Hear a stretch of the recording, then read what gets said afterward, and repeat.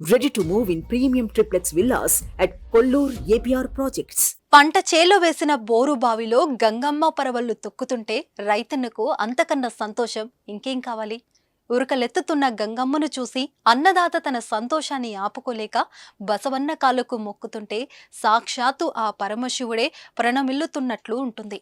మాటల కందని ఈ దృశ్యాన్ని చూస్తే మీరు కూడా తరించిపోతారు. అదేంటో ఇప్పుడు చూడండి.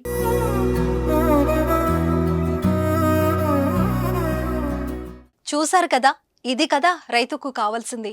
ఎన్నో బోర్లు వేసినా కానీ చుక్క నీరు పడని పరిస్థితిలో చివరిసారిగా ఆ నేల తల్లికి మొక్కి ఒక్క బోరు వేస్తే ఆ గంగమ్మ తల్లే సాక్షాత్తు ఆ రైతు చెంతకు వచ్చింది.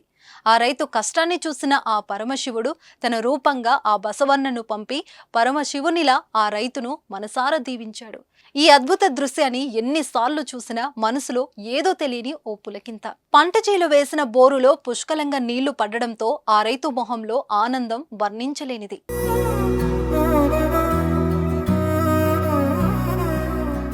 ఆ పరమశివుడే బసవన్న రూపంలో అక్కడుండి నేల తల్లిని నమ్ముకున్న ఆ రైతన్న కోసం నింగిలో ఉన్న ఆ గంగమ్మ తల్లిని నేలపైకి పిలిస్తే పరమశివుని పిలుపు విన్న ఆ గంగమ్మ తల్లి ఉరకలేస్తూ రైతు కోసం ఇలా నేలపైకి వచ్చింది అన్నట్లుగా ఉంది కదా ఈ అద్భుత దృశ్యం.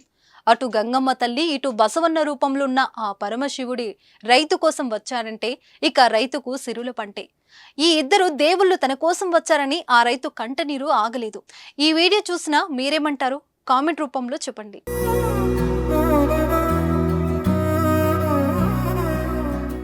సుమన్ టీవీలో మీ పర్సనల్ అండ్ బిజినెస్ ప్రమోషన్స్ కోసం కింది నెంబర్కి కాంటాక్ట్ చేయండి.